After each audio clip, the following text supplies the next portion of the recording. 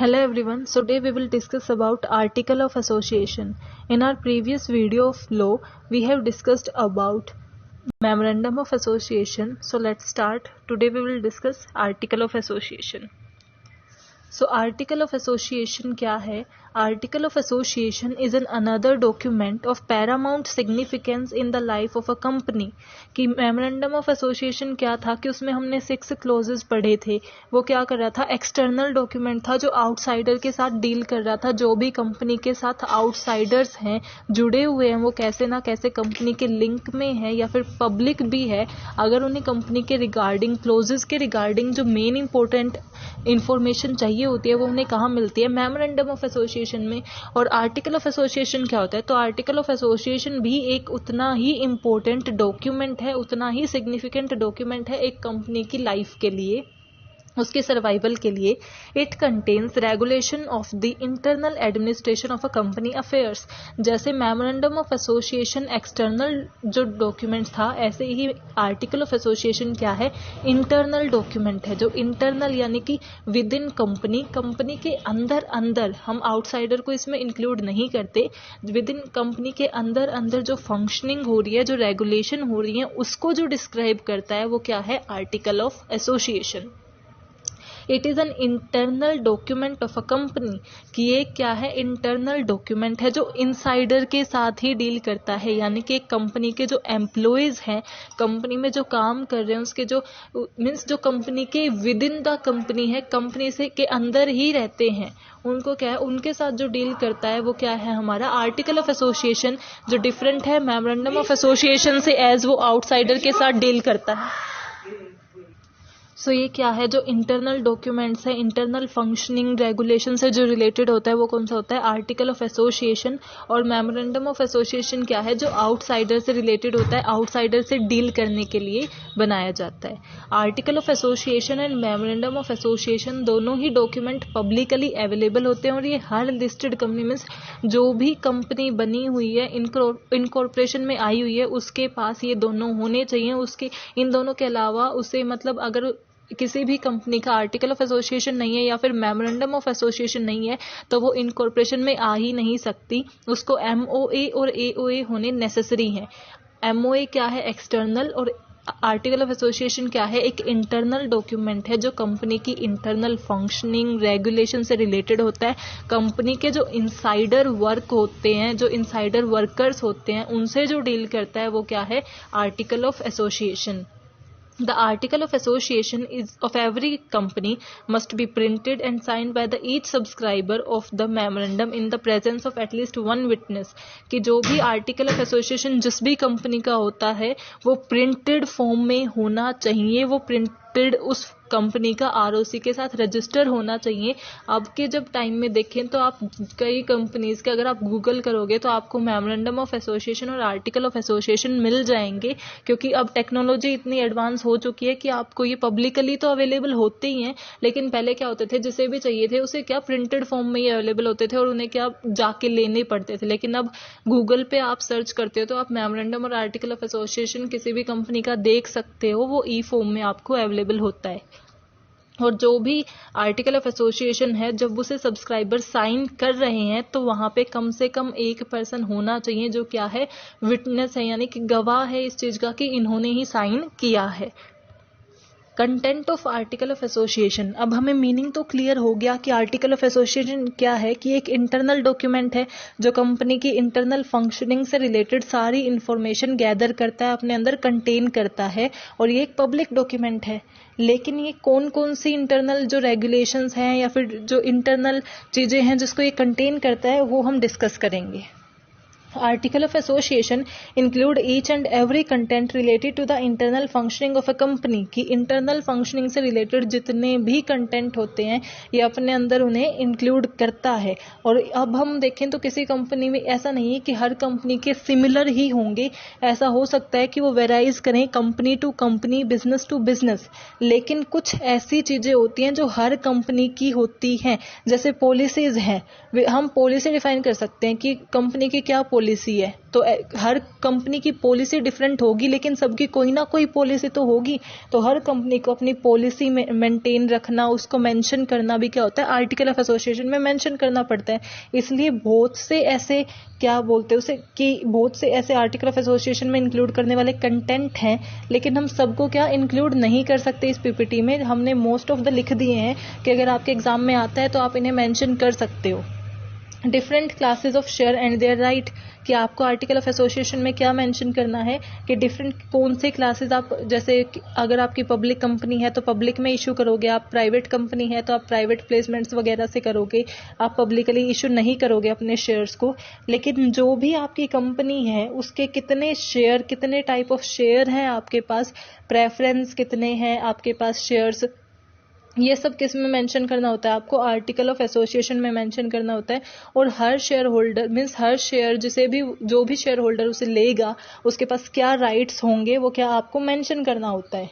Procedure of making an issue and allotment, कि ये procedure आपको लिखना होता है आर्टिकल ऑफ एसोसिएशन में कि आप कैसे इशू करोगे अपने शेयर्स को और उनको कैसे अलॉट करोगे, कि अगर वो अंडर सब्सक्राइब होते हैं या फिर ओवर सब्सक्राइब होते हैं, कि ओवर सब्सक्रिप्शन के बाद आप कौन सी चीजें कैसे अलॉट करोगे, लोगों में सब्सक्राइबर्स को कैसे दोगे, कितने शेयर किसके पास जाएंगे, या अंडर सब्सक्राइब में है तो उसके अंडर राइटर्स कौन होंगे, ये सब आपको मेंशन करना होता है।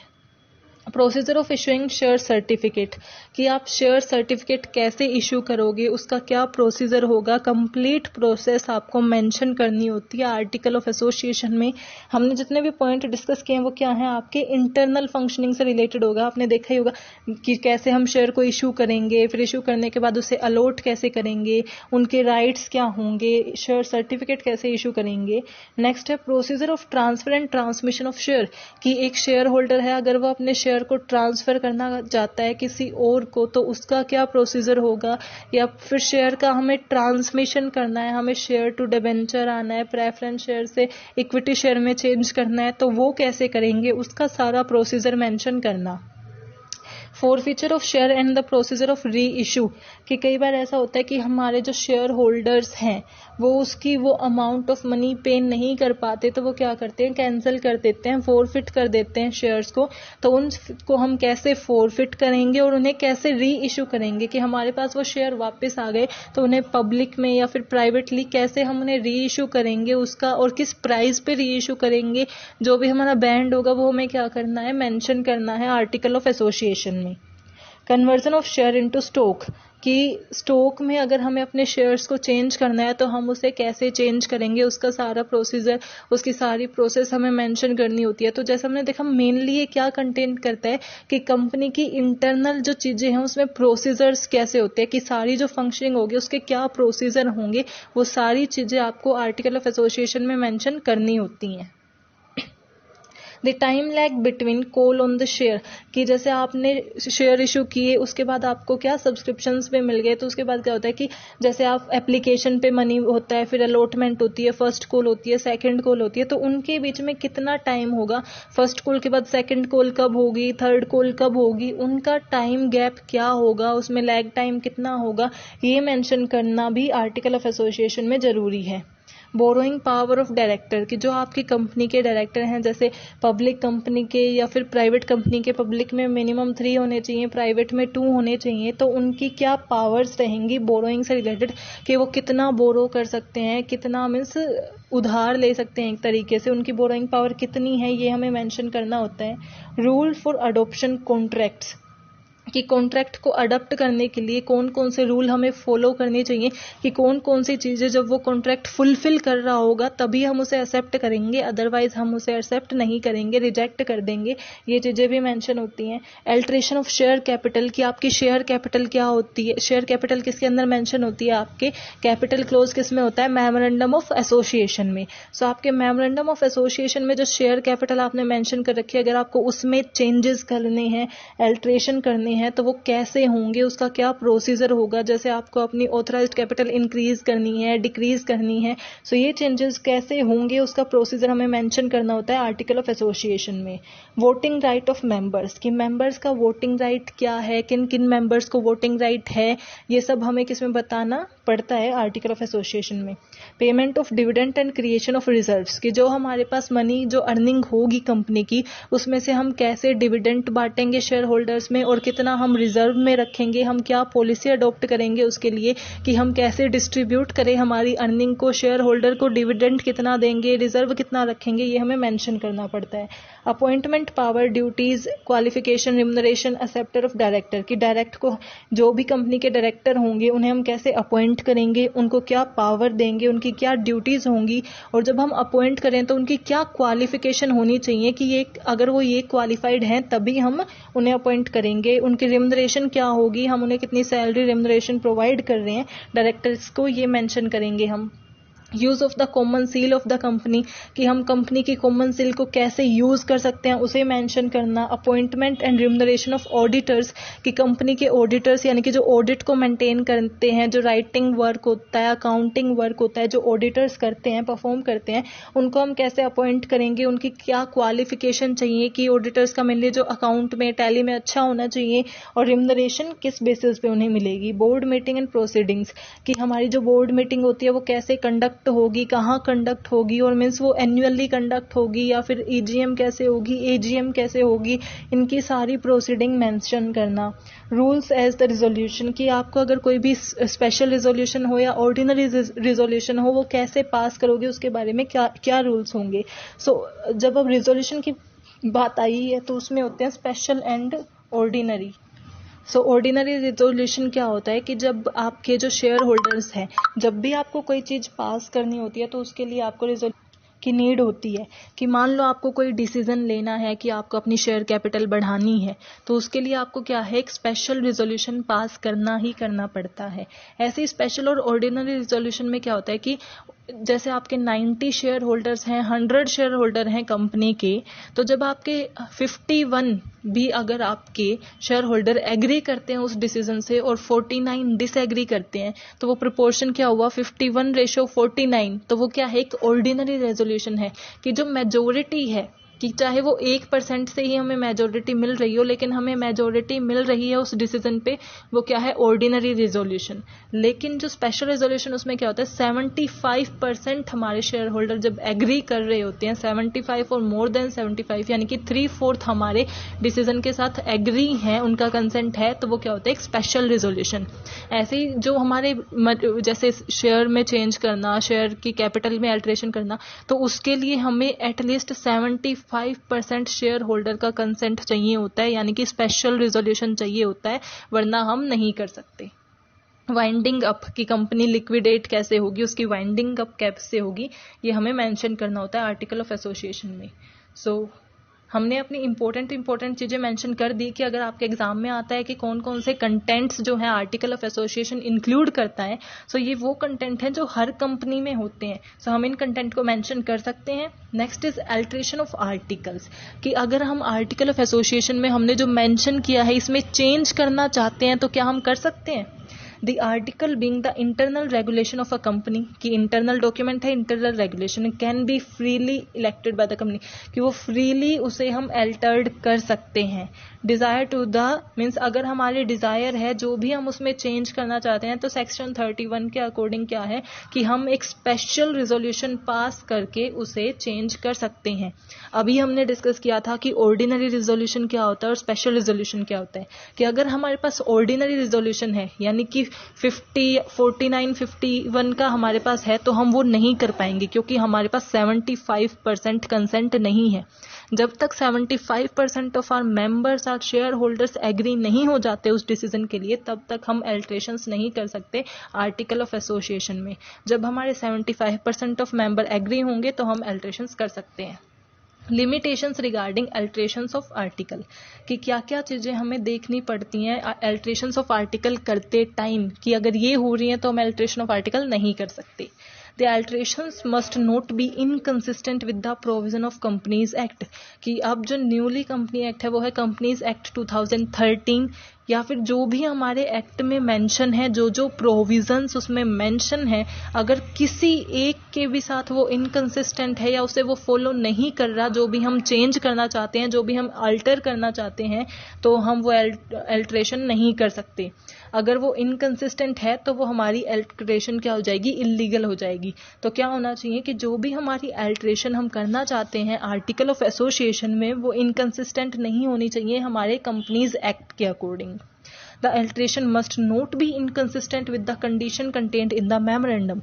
कि memorandum of association क्या है, वो more detailed है। आर्टिकल ऑफ एसोसिएशन से देखें तो memorandum of association article of association से थोड़ा सा ज़्यादा इंपॉर्टेंट डॉक्यूमेंट है। सो जो भी आपने मेमोरेंडम ऑफ एसोसिएशन में मेंशन किया है, अगर आप आर्टिकल ऑफ एसोसिएशन को चेंज करते टाइम उसको गलत साबित कर रहे हो या फिर उसको मॉडिफाई कर रहे हो बिना मेमोरेंडम ऑफ एसोसिएशन को अल्टर करे, तो वो भी क्या हो जाएगा, गलत हो जाएगा और वो मीन्स बोनाफाइड नहीं रहेगा, यानी कि ट्रू उसमें नहीं रहेगा। तो अगर आप इनकंसिस्टेंट करते हो एमओए के साथ तो भी वो लीगल नहीं माना जाता है। The alteration must not be inconsistent with the alterations ordered by the company law board।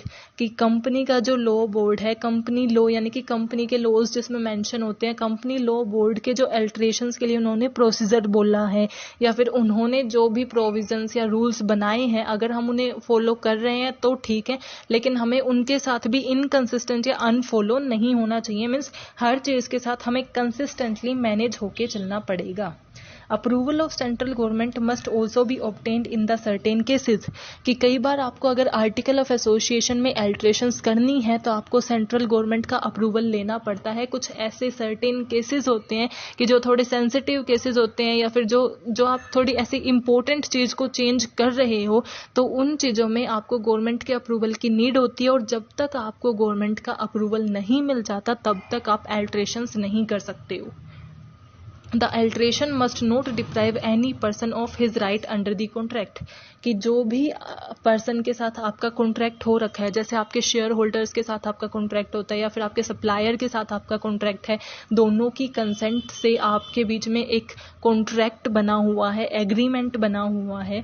अगर आप जो अल्टरेशन कर रहे हो, ऐसा नहीं होना चाहिए कि जो आपने कॉन्ट्रैक्ट में मेंशन किया था अब वो चीज़ उसमें फॉलो नहीं हो रही है। मान लो आपने अपने सप्लायर को मेंशन किया था कि वो आप उसी के साथ डील करोगे नेक्स्ट 2 ईयर्स, तो और अब जो आप अल्टरेशन कर रहे हो उसके रिगार्डिंग वो जो कॉन्ट्रैक्ट है वो क्या हो रहा है, बंद हो रहा है या फिर वो कैंसिल हो रहा है। तो ऐसा नहीं होना चाहिए। जो भी कॉन्ट्रैक्ट है और जब तक वो है तो वो फुलफिल रहे, ऐसा हमें देखना होगा, क्योंकि वो एक पर्सन का राइट है जो कॉन्ट्रैक्ट के अंदर आया हुआ है। The alteration must not constitute a fraud on minority। कि कोई भी आपका जो भी अल्टरेशन है वो कोई भी फ्रॉड या फिर फेक चीज़ उसमें इंक्लूड नहीं होनी चाहिए, या फिर माइनॉरिटी को इंक्लूड नहीं करना चाहिए। जैसे हम करते हैं कि मेजर क्या है, कॉन्ट्रैक्ट कौन कर सकता है, एक मेजर पर्सन ही कर सकता है। हम माइनर को इंक्लूड कर सकते हैं बट वो क्या इन गुड, उसका क्या होगा, वो सिर्फ बेनिफिशियरी होता है। सो क्या है कि जो भी आप अल्टरेशंस कर रहे हो उसमें कोई फ्रॉड या फेक नहीं होना चाहिए, वो बोनाफाइड होना चाहिए। The alteration must be bona fide for the benefit of the company. कि बोनाफाइड हो, बोनाफाइड हमने बहुत बार यूज़ किया, यानी कि गुड फेथ, उसके पीछे आपकी कोई बैड वैल्यूज़ नहीं होनी चाहिए, आपके पीछे कोई गलत आपका पर्पज़ नहीं होना चाहिए, हमेशा वो बोनाफाइड होना चाहिए। उसके पीछे आपका जो भी पर्पज़ है वो बोनाफाइड ट्रू होना चाहिए, अच्छा होना चाहिए, जो कंपनी को बेनिफिट पहुंचा सके। Procedure followed for alteration. कि एक सिंपल प्रोसीजर फॉलो किया जाता है जब हम अल्टरेशन करते हैं, तो वो क्या है, बोर्ड ऑफ डायरेक्टर मीटिंग की सबसे पहले BOD की मीटिंग होती है। और जब भी हम बोर्ड ऑफ डायरेक्टर की मीटिंग करते हैं तो वो किसकी मीटिंग हुई, यानी कि डायरेक्टर्स। एक पब्लिक कंपनी में मिनिमम 3 डायरेक्टर होने चाहिए और प्राइवेट में मिनिमम 2। तो सबसे पहले बोर्ड ऑफ डायरेक्टर की मीटिंग होगी, यानी कि मैनेजमेंट डिसाइड करेगी कि ये चेंजेस होने वाले हैं। सबसे पहले हमारे बोर्ड ऑफ डायरेक्टर डिस्कस करते हैं, उन्हें 7 डेज नोटिस दिया जाता है, यानी कि बोर्ड ऑफ डायरेक्टर के मीटिंग जो है उससे कम 7 दिन पहले उनके पास नोटिस पहुंच जाना चाहिए, कि 7 दिन बाद टाइम बता के, वेन्यू, डेट डाल के कि यहाँ आपकी मीटिंग है और एजेंडा है।